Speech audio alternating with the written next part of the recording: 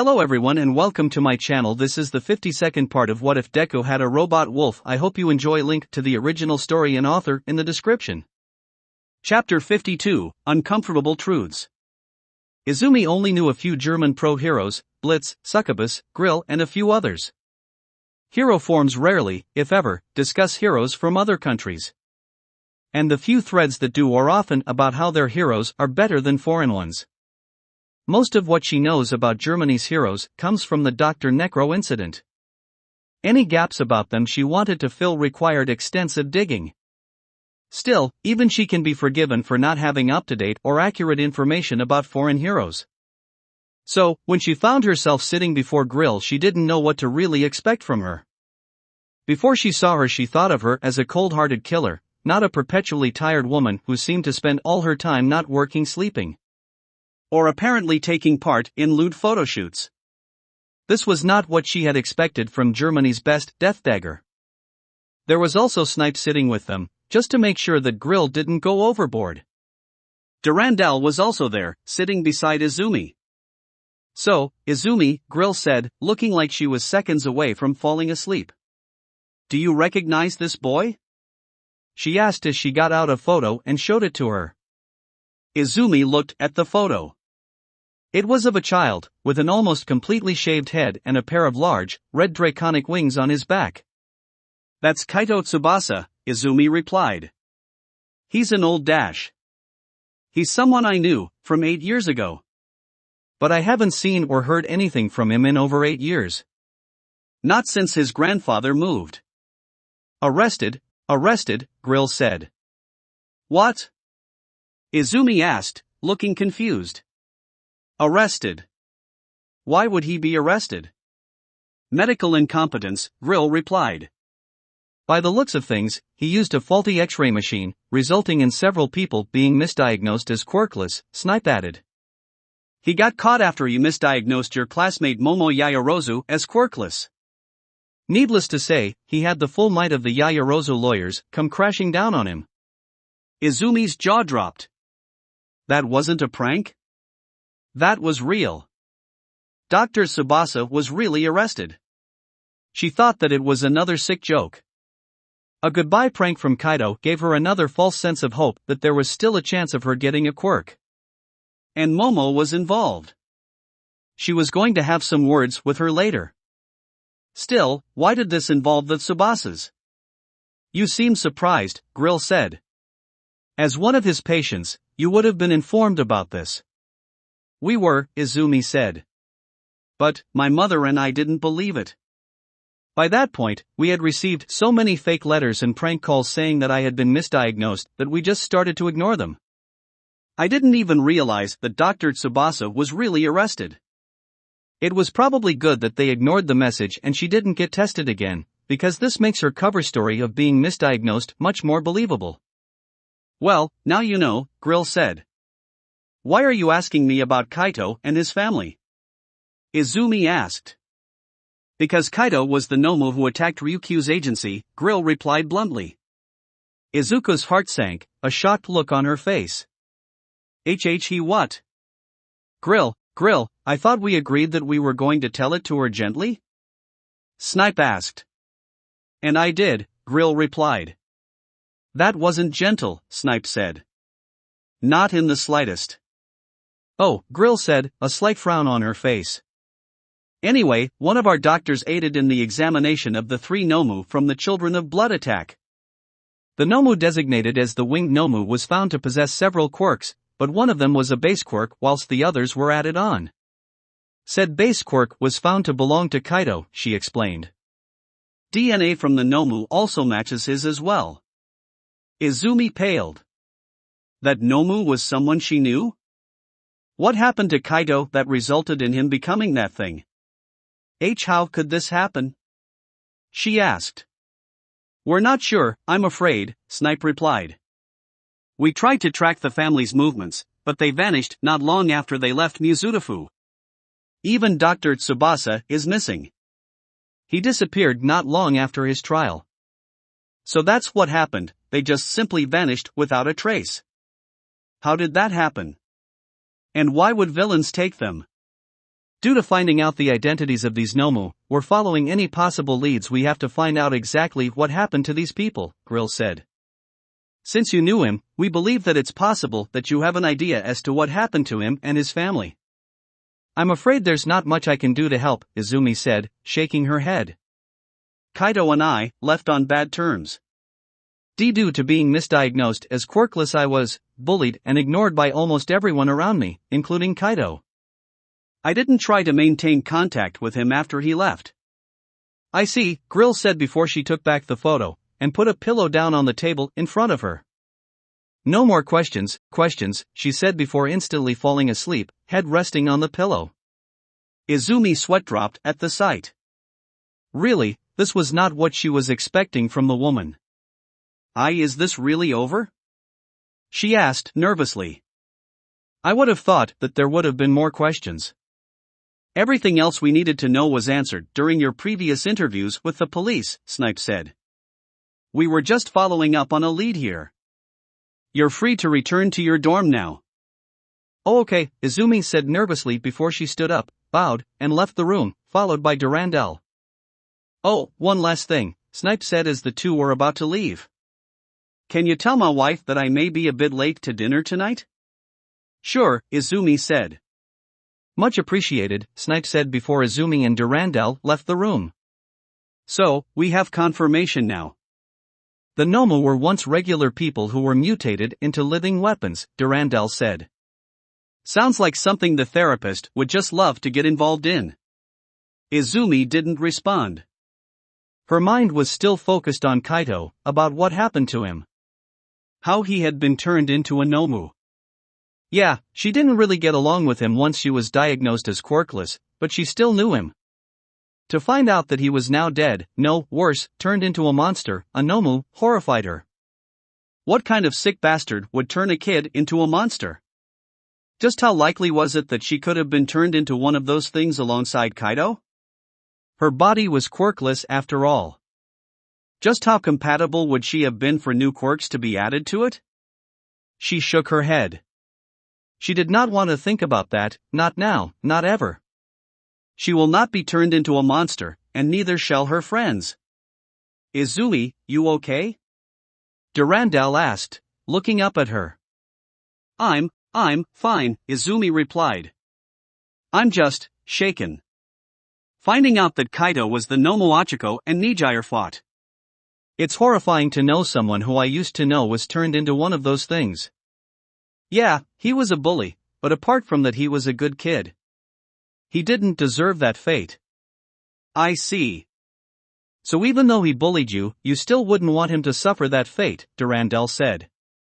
But, to be fair, I wouldn't wish that fate upon anyone. To be turned into a mindless beast such as a Nomu, is not a fate I would wish upon anyone. Except for Paxton and anyone who works for Avalon. They're all free game. So, who was this Kaido anyway?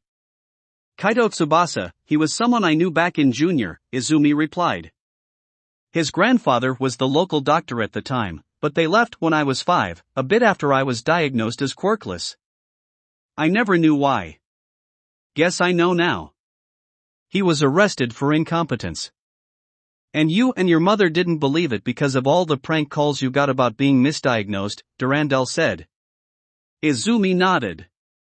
And here I thought your life couldn't have gotten any worse. Children can be cruel, Durandal, Izumi said. Especially to those who stand out. Such as those without a quirk, Durandal said. Going to ask Momo about the whole being misdiagnosed and suing the hell out of Dr. Tsubasa? Izumi shook her head. No, she doesn't need to know about that. But, I am surprised that her family would go to him for a quirk diagnosis? Surely they would have their own doctors to do that for them? You would have to ask her, Durandal said. Izumi nodded, she probably would. But later, now she had to process this news she had received. No doubt they would be asking Katsuki about Kaido as well. He might know a bit more, those two were slightly closer if you can call a lackey close. Well, at least this encounter had one slight upside, she could update her entry on Grill. As they made their way back to their dorm, Izumi thought about the upcoming final exam. She knew it would be a two-part exam. A normal part and a practical part. She was confident that she would do well in the normal exams, they were standard school exams after all. The practical part, on the other hand, now that was a different story. Mei was trying to pester Nijire for information about the practical since she and Chiharu would be participating in it as well, but she wasn't surrendering any information about it. Only that it will be interesting. The entire class had shuddered at the third year's response. It was clear that she knew what was coming, but wasn't telling them. Whatever it was going to be big. There was another thing that worried her. Achiko's breakdown from a few days ago. She didn't know why she had broken down crying like that, and she wouldn't tell her why. But she wasn't going to force the issue. By the time they got back to the dorm, she had already come up with several possible scenarios and team-ups. Well, she would have, had the dorm been her destination. Instead, the two headed to one of the teacher lounges, specifically, an empty one with only one teacher inside. "Ah, young Izumi," Toshinori said in his deflated form, sitting on one of the sofas. "It's good to see you. How did the interview with Grill go?" Izumi sighed as she walked over to All Might and sat on the sofa opposite him. "It went well, but it left me shaken. One of the Nomu, the one that attacked Ryukyu, was someone I once knew." "Oh my god," Toshinori gasped, almost dropping the mug he was holding. He was about to ask if it was a friend of hers, but then he remembered that, prior to going to Nabu, she didn't have any friends. Still, she can't be taking this well. "Are you alright?" Toshinori asked, a worried look on his face. "We can talk later if you like." Izumi shook her head. "No, I'll be fine." "Well then, if you feel up to it then," Toshinori said. "So then, how's One for All been progressing for you?" "It's been going well," Izumi said, still sounding slightly shaken. Up to about 9%, my understanding of gearshift has improved, as well as danger sense. And no new quirks have appeared so far. Hopefully, I can get a better grip on them before anything new shows up. The medical program Recovery Girl has me on is also helping. I'm not allowed to use gearshift to heal just yet, but progress is being made." Toshinori nodded, glad that Izumi had been making progress. They've been having these little chats from time to time, discussing Izumi's progress with One for All as well as any new developments that pop up, like the appearance of the previous user's quirks. Thankfully the quirk had been quiet. She hadn't spoken to the vestiges since gearshift was unlocked. Apart from the occasional remark from one of the vestiges, she hadn't heard much from it. As long as no new quirks suddenly appeared, she would be fine. "Don't count on it," the voice of the second user said. "One for All is very fidgety right now. Don't expect it to be obedient." "I'll keep that in mind," Izumi thought. There was something else that worried her. The secret of One for All. So far, the only people who knew about it were herself, Durandal, All Might, her mother, Recovery Girl, Gran Torino, and Nizu. There was also Sir Night Eye, but his current whereabouts were unknown. "Toshinori," Izumi said nervously. Yes, young Izumi?" Toshinori asked. "Do you think that it will be okay to tell someone else about One for All?" Izumi said. "Specifically, Achiko?" Toshinori hummed. "I don't see why not. She is a close friend of yours. But why her and not young Hitoshi and young Nido? You've known them longer." "I know," Izumi said nervously, fidgeting in her seat. "But I'm closer to Achiko. I love her, and if anyone in my life needs to know about it, it's her. She'll be in just as much danger as I am once All for One finds out that I have One for All. She needs to be aware of the danger as well. I've known Hitoshi and Nido longer, yes, but I'm not ready to tell them just yet." "I see," Toshinori said. "Well, it's your choice whether to tell her or not. One for All is your secret now, not mine. If you want to tell someone about it, then it's your choice. As long as you're okay with telling her about One for All, then that's okay. But I suggest you wait for a bit. You're all busy preparing for your final exam before the summer break, and now really isn't the best time to give her something else to worry about. Izumi nodded. Now wasn't the time to dump one of the biggest secrets in the world on her girlfriend. She, like the rest of the class, was busy preparing for the final exam. Dumping the secret of one for all on her would only distract her. 2 weeks. That's how long they have until the exam. 2 weeks to hold back on telling Achiko about One for All, and all the bullshit that comes with it. Maybe she should tell her about Durandal as well. He can emulate her quirk after all. Just 2 weeks. Then she'll know everything. That night, Eri slept peacefully. Snuggled up to Izumi whilst nestled between her and Achiko. The rest of the snuggle squad snuggled up around them. Sadly Chihara wasn't with them, as she was back in her dorm. But it was understandable. Like Nijire, this wasn't her dorm, so. But she liked the blue-skinned girl. She was nice. A voice spoke into her mind. You again, Eri replied with a smile. It was the helpful voice again. She hadn't heard from her for a while now, so it was good to hear from her again. Is everything alright? You haven't spoken to me for a while. I'm sorry, but I have been busy, the voice replied. But do not worry, I have been keeping a close eye on you. You've progressed nicely since I first contacted you. Eri nodded gently, thank you. But I still hear the voices of others. Do not worry, young one. One day you will learn to control your powers. All of your powers, the voice said. Remember, you are not cursed, Eri. Our quirk, combined with our psychic abilities, put us on a level far beyond anyone else. But remember, you must be careful with how you use them. With great power comes great danger. Be careful of who you display your full power to outside of this school. Eri snuggled up closer to Izuku. She did not like that warning. Am I in danger? Is Kai going to come take me back? No. You are safe here, the voice said gently. If Kai was to come near you, he would not last long. Believe me, I will reduce him to atoms if he so much as touches you. Eri had no idea what reduce him to atoms meant, but it probably won't be nice. But then again, Kai wasn't a nice man in the first place, so a not nice fate for Kai was probably a good thing. Hopefully. When Kai first got his hands on her and found out what she could do, he told her that she was a freak, cursed, diseased, but that her curse held the power to cure her. He constantly said that what he was doing was deserved, that she deserved to be drained, taken apart and put back together incorrectly, something she always thought to be true. But after being saved by Inko and brought here, things changed. When people found out about what had been done and said to her, they all felt horrified, sad, and angered towards the man who tormented her, with an accompanying protective of her. She soon came to realize that what Kai did to her, what he subjected her to, was wrong.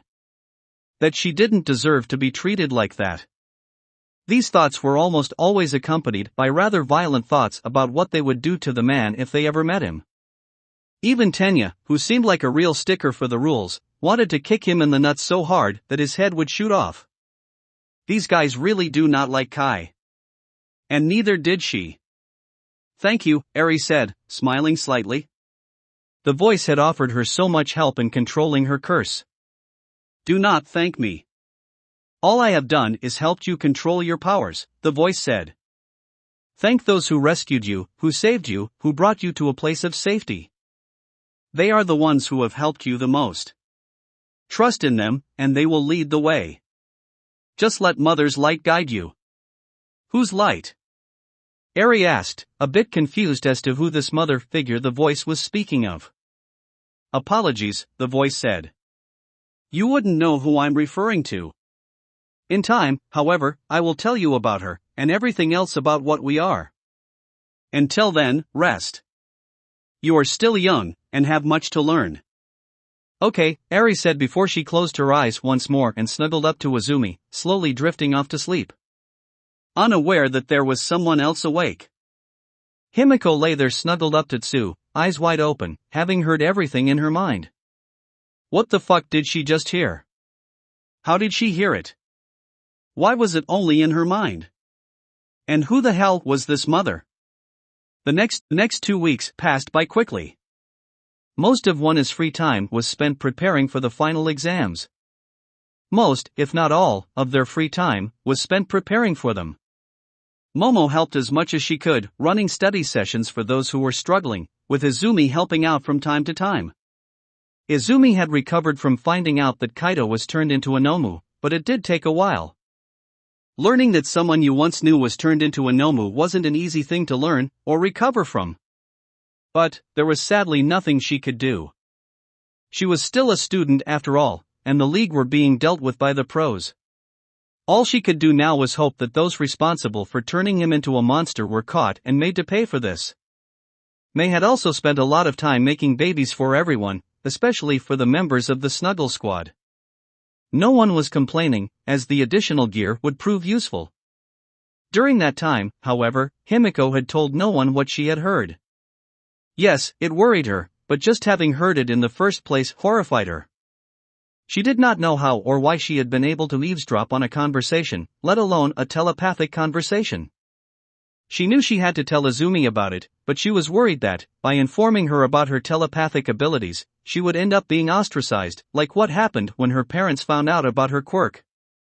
She knew the others wouldn't act like that, but she still wasn't sure. So, she brought up her old mask and hid these newfound abilities, just like she had done with her base quirk. Hopefully, there wouldn't be any compilation that will surface by hiding them. In the meantime, Izumi's mother had words with the company who made her new costume. Said company will no longer be making hero costumes. For anyone. Period. Inko was terrifying. Especially when she threatened to pull someone's dick off with her quirk. Anyway, the day of the exam came, and everyone was ready for it. Well, almost everyone. Ugh, those exams were hard. Denki groaned as the class plus Mei and Shiharu made their way to the field for their final exam. Still recovering from yesterday's paper exams. So many questions, Mina groaned as well. I'm just glad we're doing something practical now. That's easier. Don't be so sure about that, Tenya said with his signature arm chop. Whatever the teachers have planned for us will no doubt be just as challenging. I have to agree, Izumi said. Trying her best not to look at Shiharu, who had finally gotten her hero costume. We can't expect this exam to be easy. The teachers no doubt have something big planned for us. Shiharu's new costume was a citrus orange shoulderless dress with long sleeves, similar to the one Iwabumi had given her to try out during her internship, with a few personal modifications. As well as a wristband around her left wrist, and boots, because, unlike most women, Shiharu did not like high heels. Izumi was struggling to keep her eyes off Shiharu because she looked good in her new costume. It didn't help that everywhere else she tried to look was another cute girl to distract her. Why did all the girls have to look so good in their hero costumes? Soon they reached the field and found several teachers waiting there. Izumi had a feeling she knew where this was going, and she didn't like it. Ah, nice to see all of you have arrived, Kana said with a smile.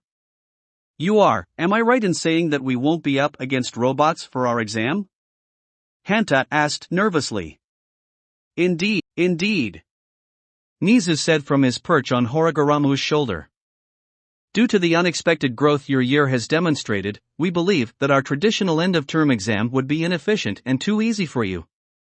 So instead, you will be up against the teachers. Oh fuck, was the collective response from the 22 students. Nizu went on to explain the exam parameters. 2 students would be going up against one of the teachers, who will be acting as a villain. Each fight would take place simultaneously and would last half an hour. Each team would have that amount of time to either capture the villain in handcuffs or escape the arena. To make things fair, the teachers would be wearing high-density weights. Oh, so that's why Power Loader wanted me to make more of those, Mei said with a smile. Indeed, Nizu said. Due to you taking part in this exam, we needed to keep the purpose for those weights a secret from you. Most of the class let out sighs of relief. Whilst the weights helped relieve their tensions a bit, against some of the teachers, like Nizu, Horigaramu and their homeroom teacher Kana, it didn't help them much. Now then, on to who you shall be facing today, Nizu said with a smile. Denki, Mina. You will be up against me, Horiguramo said with a sadistic smile, causing the two students in question to shudder. Itoshi, Yui. You'll be facing me, Mandalay said with a less sadistic smile. Tenya, Nato. You little kittens will be playing with me today, Pixie Bob said. Toru, Himiko. Good luck trying to hide from me. Ragdoll said with a smile. Oh no, Toru gulped. She did not like that matchup. Ijiro, Rikido. I'll be seeing just how strong you are. Tiger said. All right. Ijiro said with a smile, ready to prove his manliness. Koji, Kyoka, present, Mike yelled. Prepare for one hell of a ruckus. Kyoka sighed, I am so glad I got ear protection. Momo, Inesa, Lady Nagant said. As my husband would say, I'm calling you out. Momo's eyes widened in shock, oh bugger. I will be fighting Tsuyu and Fumikage, Ectoplasm said. Call me Tsu, Tsu said, sounding rather annoyed. Hanta, Minoru Midnight purred, causing the two boys to blush. Let's have some fun out there. I'm not going to last a week at this rate. Minoru thought, struggling to keep his lustful thoughts in check. Shaharu, May. You shall be up against me, gentle hero said with a smile as he poured himself a cup of tea. I am here. All Might announced as he landed in front of the group of teachers. Oh fuck. Izumi gulped, realizing that she would be up against All Might. Mother preserve us. Achiko thought, coming to the same conclusion. To introduce young Izumi and young Achiko's opponent. All Might continued. The two girls breathed a sigh of relief. Thank God / mother, they thought, glad that they weren't going against All Might. So, who are we up against? Izumi asked. Why that would be Dash, All Might said before a yellow blur hit him in the face and sent him flying off into the distance. Which had the side effect of causing the entire class to pale. Me. Gran Torino said, landing back down on the ground with the smuggest of smug grins on his face. Looking much younger and oh so much taller than the last time the class saw him. Izumi and Achiko went completely white with fear. They were truly fucked. Hey, is it possible for an alpha-level AI enclosed inside a robot body to piss its pants? Durandal asked. Because I'm pretty sure I just did that. That will be it for this part. I hope everyone enjoyed. If you did, please leave a like and comment if you want part 53. If you want to hear more from me, subscribe. I hope to see you all in the next one.